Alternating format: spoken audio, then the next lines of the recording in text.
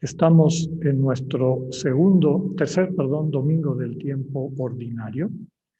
El tema central de las lecturas de este día es el llamado de Cristo y lo que implica ese llamado, una transformación de vida, más bien finalmente recibir la vida que Dios quiere para cada uno y cada una de nosotros. La primera lectura de este domingo está tomada del libro de Jonás. Forma parte de los 12 profetas menores. Es parte de esta columna de la Biblia hebrea. Recordemos que los profetas son aquellos que corrigen las interpretaciones distorsionadas de la ley, del querer de Dios. Entonces Dios regala la ley, es decir, esta invitación a vivir como hermanos y hermanas. Cuando las gentes se quieren apropiar de la ley, Dios manda un profeta para que corrija esos errores. Curiosamente, pareciera que Jonás no es un profeta, un antiprofeta. ¿Por qué? Normalmente los profetas ven el mundo desde la mirada de Dios y anuncian el juicio, es decir, ¿qué le parece a Dios de lo que está pasando? Dios da su manera de ver y entender. Jonás, aunque sabe lo que Dios quiere, se resiste a transmitir el mensaje de Dios y hace todo lo posible por escabullirse. Normalmente en los textos proféticos, si ustedes los leen, tanto de los grandes profetas como los menores, hay secciones donde hay una especie de maldiciones a las naciones, ¿no? A todos aquellos que no pertenecen a Israel. Por su infidelidad, por lo que le han hecho a Israel, etc., ¿no? En cambio, a Jonás, Dios le pide hacer exactamente lo contrario. Lo invita a proclamar la misericordia de Dios a la capital, la ciudad de Nínive, de un pueblo cruel y despiadado, que era Siria. Un pueblo que le hizo muchísimo daño a Israel. Y Dios le dice a este profeta de Israel, este profeta hebreo, ve a predicar a Nínive para que se salven. Pues claro que no quiere ir, ¿verdad? Se resiste, como nos resistimos muchos nosotros a entender esta misericordia infinita de hoy. Con todo, la lectura de hoy lo que quiere subrayar es que cuando finalmente Jonás hace lo que Dios le pide y predica la misericordia de Dios, los ninivitas se arrepienten y evitan así su destrucción. Nos podemos quedar con este mensaje. Los ninivitas creyeron en Dios y se convirtieron. El salmo del día de hoy, Salmo 24, es un salmo alfabético, es decir, cada uno de los versos empieza con una palabra, servía para recordarlos con una letra, del orden del alfabeto. Era una ayuda para aprendérselos de memoria. Este es un salmo sapiencial, es decir, da pistas para cómo vivir bien de acuerdo al querer de Dios. Por eso el salmista le pide al Señor que le descubra sus caminos y le guíe por la verdad. No me dejes solo, Señor. Muéstrame tus caminos. Ven conmigo, guíame. Por amor, Dios corrige a los pecadores, guía por la senda correcta a los humildes y descubre a los pobres sus caminos. El centro de todo hacer y quehacer de Dios es el amor que nos tiene. Recupero una frase muy bella que escucharemos en el Salmo. Vamos seguros en este camino, porque nos guía el amor y la ternura de Dios. La segunda lectura nos lleva a continuar nuestro recorrido por la primera carta de Pablo a los Corintios, que en el fondo estas dos cartas que tenemos nosotros, dicen los estudiosos que originalmente eran hasta 5 cartas que en el transcurso del tiempo se reconstituyeron y quedaron en estas 2 que tenemos, pero tienen temas que dan como para 5 cartas. Se dirige a los puntos de conflicto o dificultades que le impide a la comunidad vivir como verdaderos cristianos. ¿Cuál es la preocupación de Pablo? Cualquier cosa que él descubre en la comunidad que le impide amarse mutuamente y amarse reconociendo la dignidad de todas y todos. Cuando se escriben las cartas hacia el año 55 después de Cristo, los cristianos pensaban que el regreso del Señor era inminente. En cualquier momento iba a volver Jesús. La lectura de hoy nos presenta la recomendación de Pablo a los corintios de que eviten todo aquello que los distraiga de su relación con el Señor y de su participación en la construcción activa del cuerpo de Cristo, que es su iglesia. Es una advertencia clara también a nosotros, a las consecuencias de cualquier tipo de apego, algo a lo que nos quedamos pegados, por lo tanto esclavizados, y eso nos distrae del amor, que es la obra fundamental de nuestras vidas. Una frase fuerte de Pablo, pero que nos ayuda a tomar libertad de lo que nos esclaviza, es: este mundo que vemos es pasajero. El Evangelio de Marcos, seguimos todavía en el primer capítulo. Ahorita vamos a ver la manera como él, Marcos, presenta el llamado de los primeros discípulos. Solo ha escrito hasta ahorita el breve prólogo, que es una frase: comienzo de la buena noticia de Jesucristo, Hijo de Dios. Luego nos presenta la predicación de Juan, el bautismo de Jesús, las tentaciones del desierto, y lo primero que hace el Señor en su vida pública es este llamado que hoy vamos a escuchar. El Señor toma la estafeta de Juan el Bautista. Él también proclama, pero lo que ahora va a proclamar es un nuevo tema: el reino de Dios, como Él lo vive y lo transmite. De aquí en adelante, la actividad central de la vida de Jesús será proclamar, transmitir la llegada del reino de Dios. El texto del Evangelio nos dice que el Señor inaugura un nuevo tiempo, porque el tiempo anterior ya se cumplió. Ya no podemos seguir en lo mismo, ya no podemos seguir en esa visión religiosa, etc. Ahora empieza un nuevo tiempo. Y ese nuevo tiempo implica la revelación de una nueva y definitiva visión del misterio de Dios. Jesús invita a convertirse, es decir, a dejar atrás las visiones distorsionadas de Dios, de la religión, de los demás, de nosotros mismos. ¿Cómo vamos a hacer esto? El Señor lo declara: crean en la buena noticia. El centro de la buena noticia es muy compacto. Fundamentalmente que Dios es Abba. Dios es tu papá, mi papá, nuestro papá, que nos ama incondicionalmente y nos invita a descubrir su amor concreto, a aprender a amar como Él y a construir una comunidad desde el amor. La predicación y el testimonio del Señor Jesús estarán encaminados a revelar esta buena noticia y a desenmascarar todos los discursos, acciones, incluidas las prácticas religiosas, que contradigan esta verdad. Dios es amor y solo el amor salva. Hoy escucharemos también el llamado del Señor a sus primeros apóstoles. Se repite la secuencia. Jesús llama, se acercan a Él y Él les muestra su verdadera identidad, su manera personal e irrepetible de hacer presente el amor en medio del mundo. Quedémonos con esta frase: síganme, conmigo encontrarán la verdadera vida.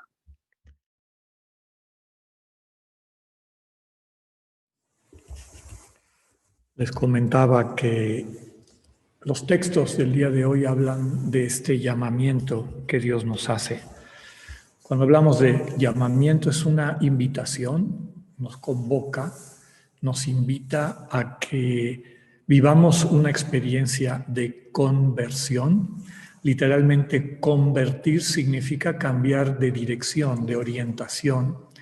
Les comentaba al inicio de la Eucaristía y también en algunos de nuestros comentarios anteriores, que la gran novedad, esta buena noticia que el Señor Jesús nos trae, es revelarnos la plenitud del misterio de Dios, de un Dios que es fundamentalmente amor y cuyo poder de dar vida, poder de transformar el mundo, poder de transformarnos a nosotros y llevarnos a la vida de plenitud en el amor de comunión, tiene que ver con cambiar nuestra mirada, la dirección de nuestra mirada, de nuestra atención, de todos los mensajes en el mundo que compiten por nuestra atención y poner nuestra mirada en este mensaje de Dios. En muchas ocasiones he comentado que el único poder de Dios que tiene sobre tu vida y mi vida es su amor. No tiene otro poder. Si dejas que te ame, Dios se vuelve omnipotente en tu vida. Es decir, te capacita para que entres en comunión con Él y a través de Él con todos y todas en este mundo y en el otro mundo. Es decir, que formes parte de la comunión a la que Dios nos invita, comunión que es imagen de la comunión trinitaria. Todo ser humano ha sido llamado a la existencia para que pueda participar de esta comunión, reflejo, espejo de la comunión trinitaria. Es lo que Pablo describía como el cuerpo vivo de Cristo, que somos nosotros. Aquí la clave es no distraernos del amor de Dios, tener la mirada puesta en ese amor de Dios. Una de las frases que utiliza más el Señor cuando llama en momentos de duda, en momentos de dificultad, a veces en momentos de temor de qué puede venir en el futuro o qué es lo que nos toca hacer, es una expresión sencilla que es sígueme, sígueme. ¿Qué quiere decir este sígueme? Que no nos distraigamos, como les comentaba hace un momento, de infinidad de discursos, de ideas que se nos vienen a la mente, algunos que son parte de nuestro pasado, otros que están en el ambiente contemporáneo. Pero estos discursos o ideas afectan la manera como te ves, y al afectar la manera como te ves, afecta la manera como ves a los demás. Muchas veces desde pequeños hemos recibido discursos que en vez de ayudarnos a crecer, a fortalecernos, a hacernos cargo de la vida, a que vaya floreciendo la maravilla que Dios le regaló a cada persona, en vez de eso parece que nos quieren aplastar. No necesariamente detrás de eso hay una voluntad consciente destructiva. A todos nos ha tocado a veces hasta vivir personalmente. Quien ha sido herido y vive herido en medio del mundo, con mucha naturalidad hiere a los demás. Es lo que ha aprendido. Los demás son gente mala, me tengo que defender. Entonces, antes de que me den, les doy, ¿no? Por poner un ejemplo. Pero así como eso, hay infinidad de mensajes, de discursos, como les decía, que han entrado en nuestra conciencia y nos han inmovilizado, nos han hecho esclavos. O nos inmovilizan siempre para el proyecto de Dios, pero a veces nos movilizan para otros proyectos. Nos movilizan para el proyecto a veces del entorno familiar, en familias disfuncionales, donde no hay responsabilidad, donde no hay nada. La misma familia como que le proyecta ese discurso a alguna o alguno de los miembros que tiene que asumir un rol dentro de esa familia que no le corresponde. Cuando papá y mamá son irresponsables, es casi automático que alguno de los chicos se hace cargo, porque ese contexto necesita a alguien que le dé algo de solidez. Pero qué injusticia para ese niño, para esa niña que no pudo tener una infancia normal, que implica llenarse del cariño incondicional de su entorno familiar, y se queda con esta imagen de yo tengo que ser responsable, yo tengo que ser responsable, responsable en función de lo que esa familia necesitó o lo que el entorno le dijo. Y no solo las familias, cuando salimos de ahí en las escuelas, ¿qué oímos en las escuelas? ¿Qué le proyectan los maestros a los chicos? ¿Qué se proyectan los chicos y chicas mutuamente? ¿Qué esperan unos de otros? ¿Qué nos muestra la televisión en todos sus sentidos, ¿no? Desde los noticieros, los comerciales, las teleseries, etcétera, etcétera. Tenemos una multitud de mensajes que tienen un juicio sobre ti y sobre mí. Y todo el día estás oyendo. Si no pesas tanto, estás fea o estás feo. Si no ganas tanta plata, tu vida no vale nada.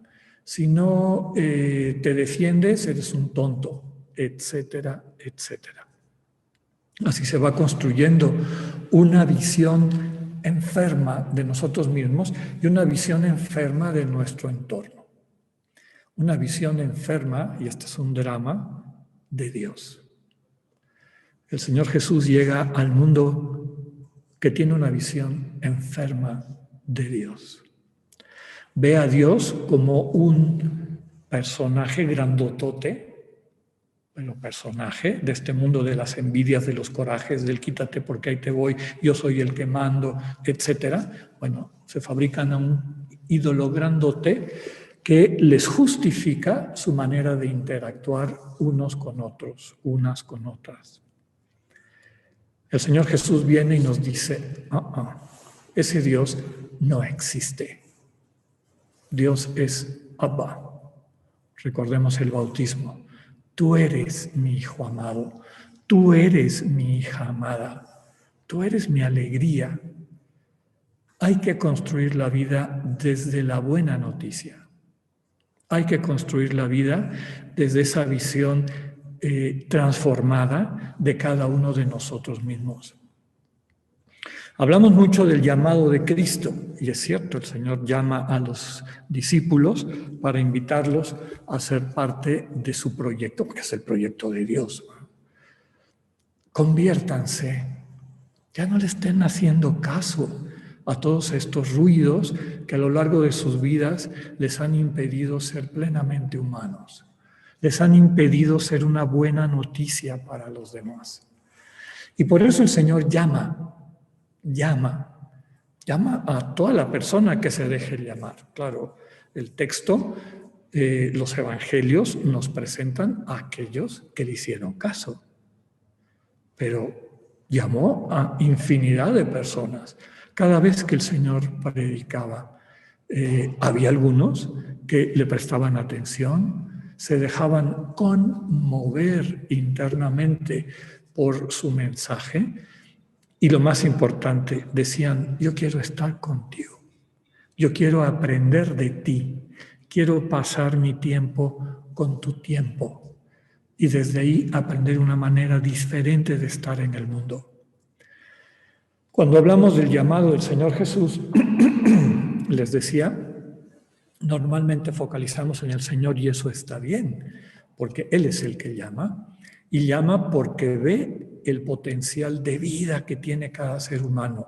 Los que acabamos de leer del texto de hoy, Pedro, Andrés, Santiago y Juan, pero todo hombre y toda mujer. El Señor ve eso y nos llama. En el fondo, el llamado del Señor Jesús es una expresión de confianza. Llama porque confía.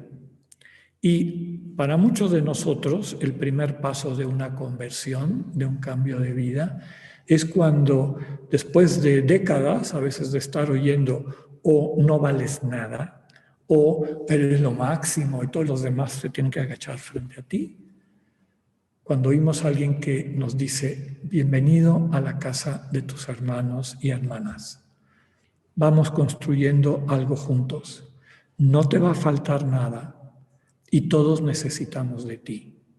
Este milagro del amor divino y de la comunión que Dios construye.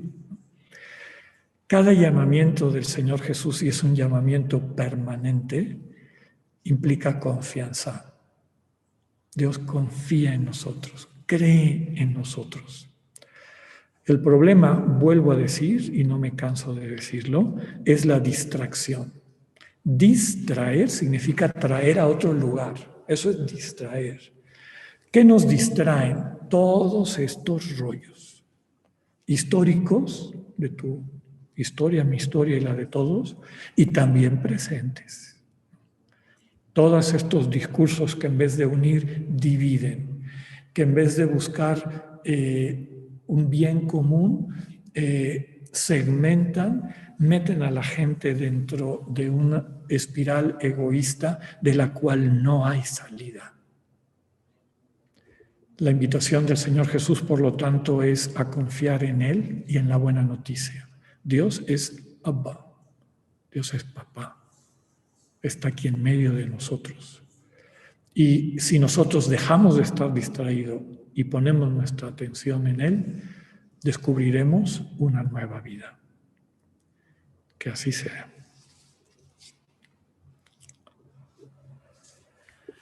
Vamos ahora a poner en común nuestra fe, que es la respuesta de la Iglesia a la iniciativa de Dios.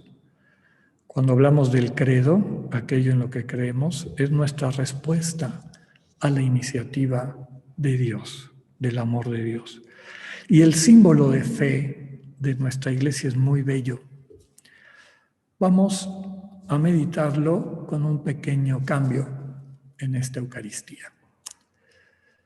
Recordemos la primera parte que nos vincula al Padre, fuente de todo amor. Creo en un solo Dios, Padre Todopoderoso, Creador del cielo y de la tierra, de todo lo visible y lo invisible. Este Padre cree en ti. Este Padre creó este mundo para ti. Este Padre pone todo lo necesario para que te desarrolles y florezcas en este mundo a imagen suya, construyendo el amor. Creo en un solo Señor Jesucristo, Hijo único de Dios, nacido del Padre antes de todos los siglos, Dios de Dios, luz de luz, Dios verdadero de Dios verdadero, engendrado, no creado, de la misma naturaleza que el Padre, por quien todo fue hecho, que por nosotras las personas se hizo hombre, por obra del Espíritu Santo se encarnó de María la Virgen y se hizo hombre. Por nuestro bien y para salvarnos fue crucificado en tiempos de Poncio Pilato. Padeció y fue sepultado.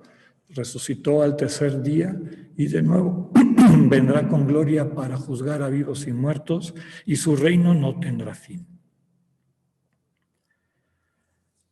Esta palabra viva y eterna del Padre cree en ti.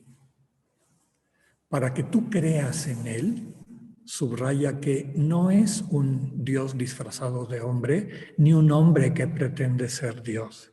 Es Dios de Dios, luz de luz, Dios verdadero de Dios verdadero, pero que por amor a ti y a mí se hace ser humano para que lo entendamos humanamente.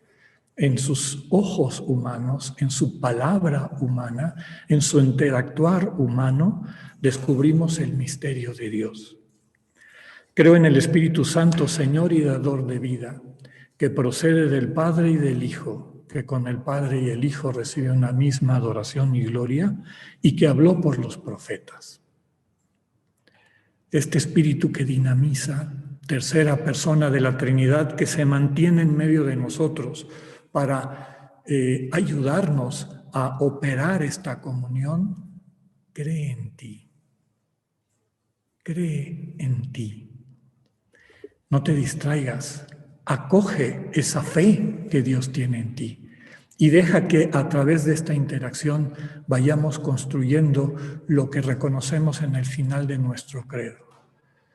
Creo en la Iglesia, que es una, santa, católica y apostólica.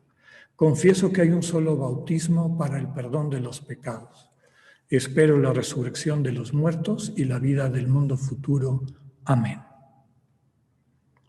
La Iglesia es la comunión de aquellos que se dieron cuenta que Dios creía en ellas y ellos. Y por eso creemos unos en otros.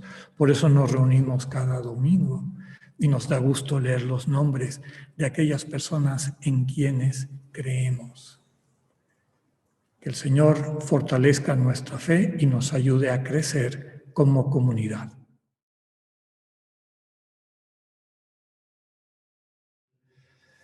Que el Señor les acompañe que cada día escuchemos esa voz de Cristo que nos dice, sígueme, que no nos dejemos distraer, que prestemos atención a la mirada y las palabras del Dios que nos dice, creo en ti, sígueme.